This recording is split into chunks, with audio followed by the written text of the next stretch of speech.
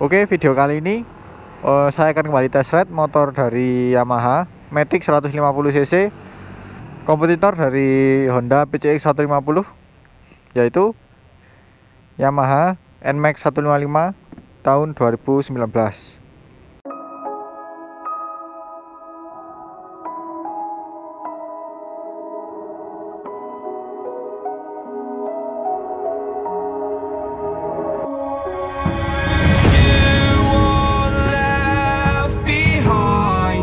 And I've lost everything, forever living in the dark. I feel so alive, still remembering what I want, but it ends with you.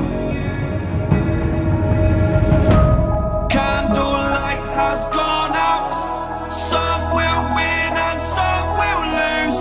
Nothing much else to say, thought I was searching for something. Door has closed, not a sound. Take a look as I am now, still I smile when come speak. Will you please? Ini adalah versi yang sebelumnya terbaru ya.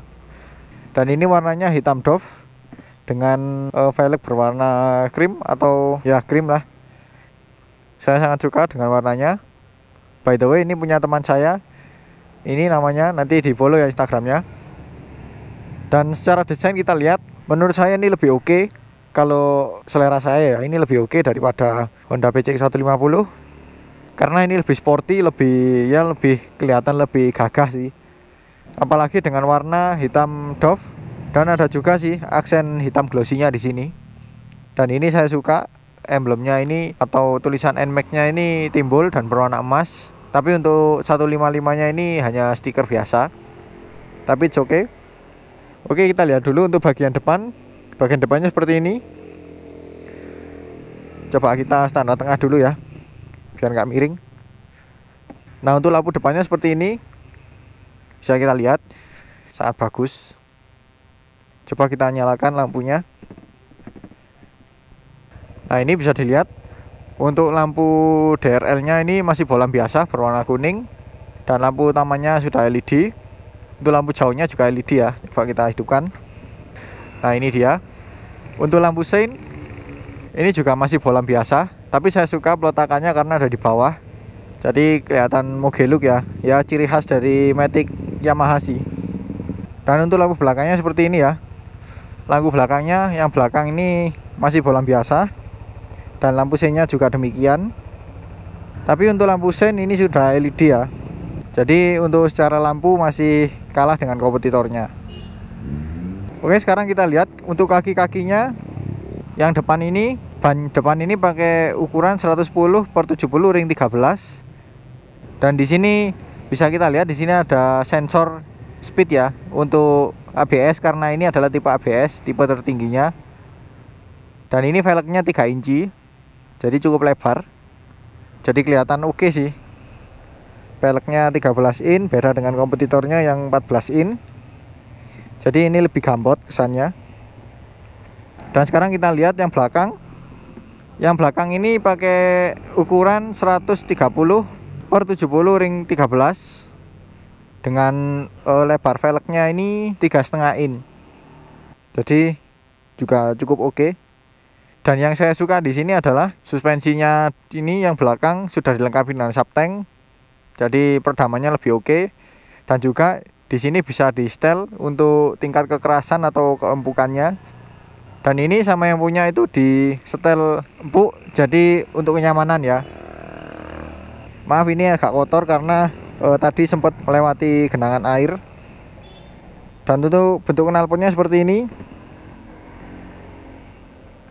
Knalpotnya cukup besar dan cukup panjang. Dan untuk covernya ini sedikit overlapping ya. Dan untuk bentuk mesinnya seperti ini ya. Ya, seperti di motor-motor Matic lainnya, ini bentuk mesinnya juga besar karena ini box filter dan juga box CVT-nya juga besar.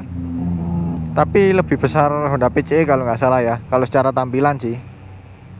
Oke, kita lihat untuk joknya ini. Joknya ini lebar dan konturnya juga empuk. Dan ini untuk kulitnya ini pada rider dan juga penumpang beda ya.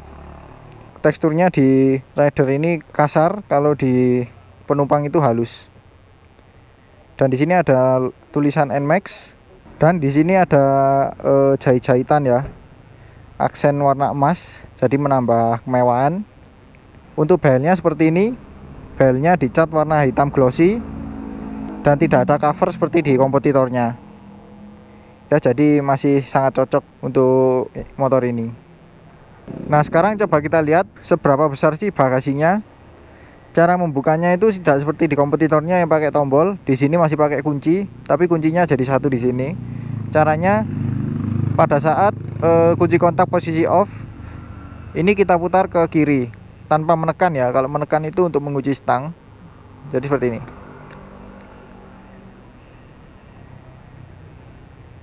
Nah, seperti inilah. Ini saya isi 2 botol. Kemudian ada tas kecil.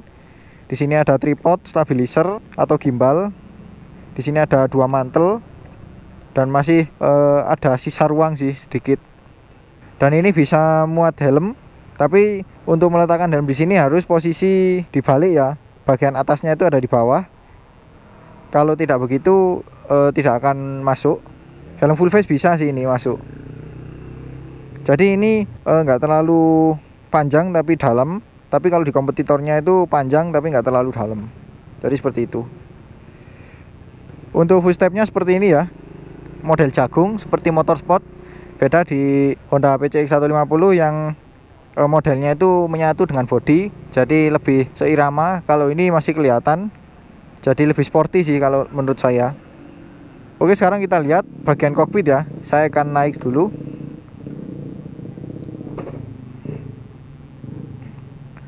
Nah, untuk kokpitnya seperti ini. Pertama kita lihat dari kuncinya dulu ya. Kuncinya masih belum keyless seperti yang tadi saya perlihatkan. Masih kunci biasa. Tapi saya suka dengan bentuknya, terutama bagian magnetnya ini seperti turbo. Ya enggak? Kalau setuju kalian komen di bawah ya.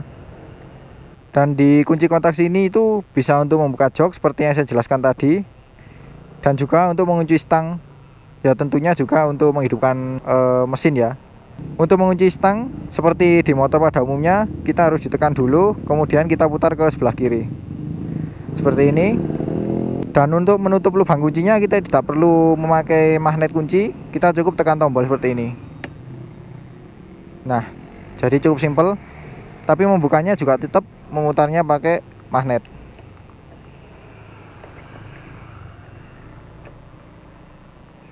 Jadi seperti itu sih. Kemudian untuk membuka tangkinya kita juga masih harus pakai kunci. Jadi seperti ini. Ini kita putar ke kanan. Nah, ini tidak dilengkapi dengan engsel. Jadi kurang praktis saja sih. Untuk kapasitasnya itu sekitar 6 literan kalau nggak salah. Nah, untuk menutupnya seperti ini.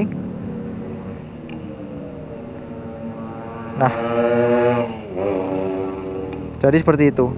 By the way, maaf ya, ini agak berisik karena saya membuat konten ini ketika masih kondisi jalannya ruame. Dan ini ada di depan wisata alam air panas Cangar. Masih belum dibuka sih, ini masih tutup. Oke, kemudian kita lihat untuk bagian laci. Untuk laci yang besar itu ada di sebelah kiri, di sini. Cukup dalam. Mungkin sekitar 1 botol air mineral ukuran 600 ml. Kemudian yang sebelah kanan, yang di sini ini sangat dangkal ya. Hanya segini aja, hampir tidak berguna sih menurut saya. Dan ini hanya seukuran uang koin dalamnya. Jadi hampir tidak berguna menurut saya. Dan untuk stangnya seperti ini. Stangnya ini dilengkapi dengan cover, jadi menambah kesan sporty. Lebih apa ya, lebih rapet gitulah bodinya. Dan stangnya nggak terlalu lebar. Untuk tombol-tombol di stang ini juga cukup sederhana, dimana di sebelah kanan hanya ada tombol starter, tidak ada tombol hazard ataupun smart stop system. Kemudian sebelah kiri di sini ada tombol lampu dekat, lampu jauh, klakson dan sein. Dan untuk bentuk speedometernya ini bundar, tapi untuk panel digitalnya itu kotak. Kita lihat apa aja info yang ditampilkan.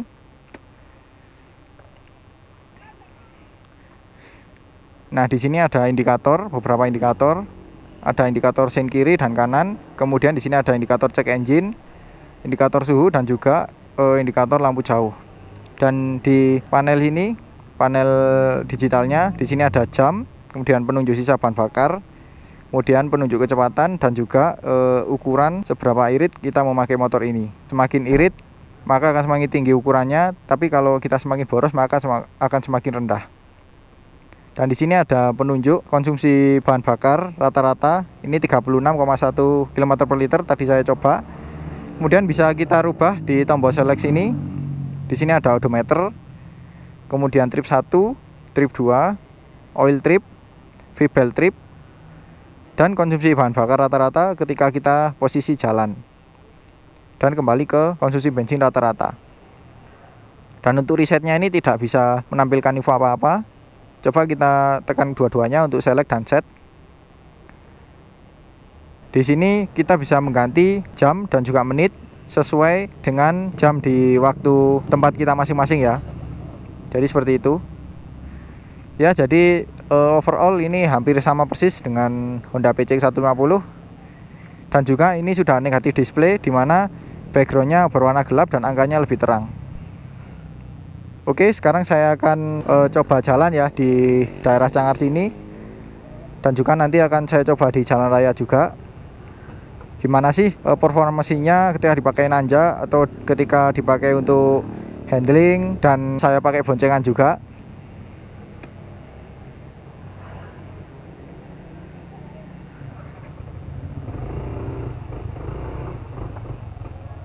Oke, sekarang saya akan test ride. Coba test ride berboncengan dan juga melewati jalan tanjakan ya. Sama ini my partner. Kita ada di mana? Kita ada di pas di depan wisata alam air panas Cangar, seperti yang saya bilang tadi. Oke, kita akan coba jalan.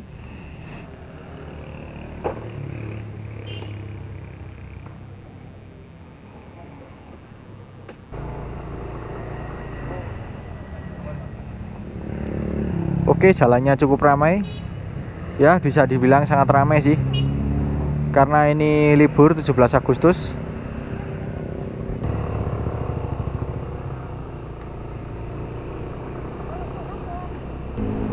Oke, tarikan bawahnya ini sangat responsif ya. Kalau saya bandingkan dengan kompetitornya, ini lebih responsif. Coba kita untuk menanjak.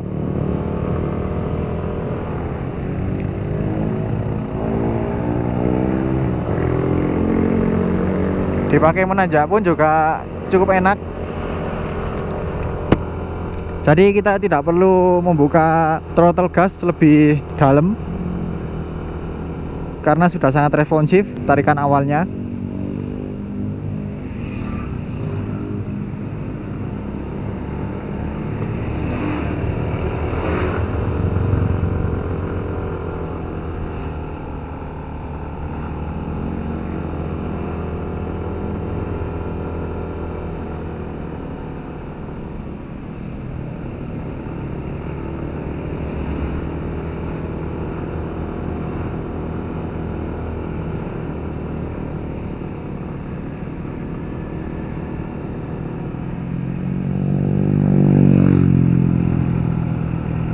Tuh, dipakai menanjak itu nggak butuh effort plus sih. Dan handlingnya juga cukup nyaman, cukup anteng.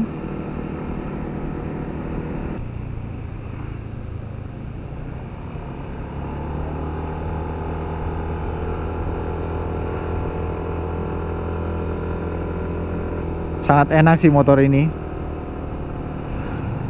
Kalau dipakai nanjak seperti ini, untuk suspensinya juga rendamannya pas. Nggak terlalu empuk juga nggak terlalu keras. Kita santai aja di sini, jalannya nggak terlalu kencang. Kita menikmati suasana siang hari di Cangar. Di kanan kiri banyak orang jualan. Itu di sini ada obral sayur.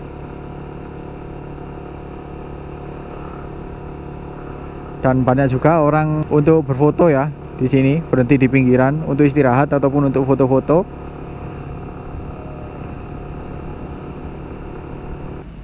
Oke, sekarang saya akan test ride di jalan perkotaan ya.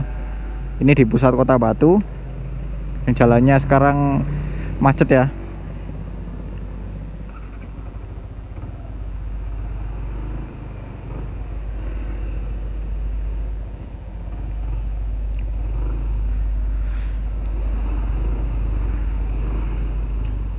Oke, tadi kan saya sudah mencoba di Jalan Cangar yang jalannya menanjak dan banyak tikungan-tikungan.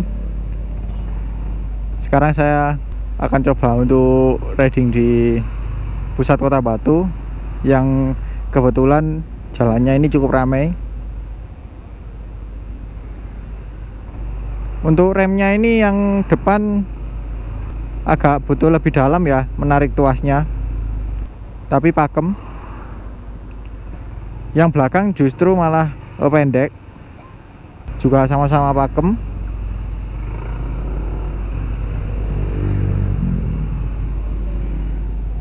Tuh lihat jalanannya macet, karena ya kalian tahu sendiri lah, di kanan kiri ini kan banyak stand-stand bunga ya, dan tidak ada lahan parkir. Jadi ya pengendara mobil banyak yang memarkir kendaraannya di pinggir jalan.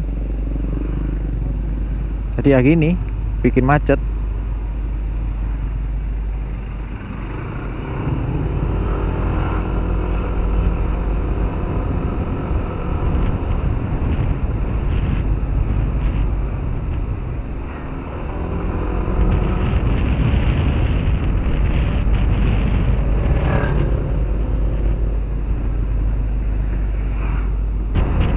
Nah, ini jalannya sudah mulai lancar.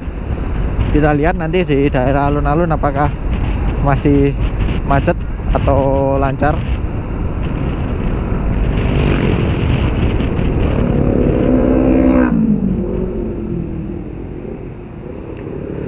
Tuh remnya enak banget loh. Feelnya itu nggak terlalu keras, cukup empuk. Dan saya sekarang riding sendiri ya.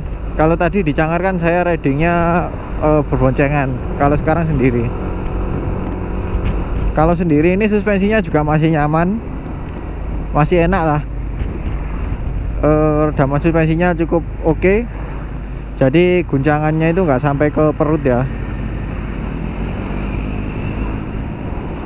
Dari tadi saya pakai motor ini cukup lama sih, tidak ada rasa pegal. Sangat nyaman motor ini. Performa mesinnya juga oke, meskipun ini motor matic ya. Tarikan bawahnya sangat responsif, tarikan atasnya juga cukup mengisi.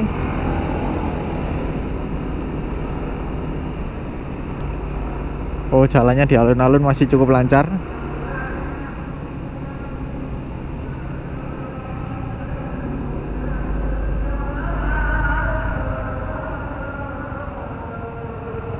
Wah, di depan macet.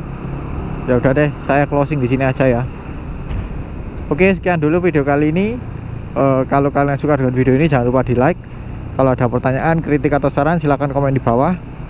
Share juga ke sosial media kalian apabila video ini bermanfaat. Jangan lupa untuk subscribe untuk mengikuti video-video terbaru dari saya. Nyalakan juga tombol loncengnya untuk mendapatkan notifikasi video terbaru dari saya. Follow juga Instagram saya di @mojo_038. Dan kalau kalian mau lihat vlog saya mengenai model kit, kalian bisa cek channel kedua saya di Model Kit Indonesia. Oke, terima kasih telah menonton dan sampai jumpa di video selanjutnya.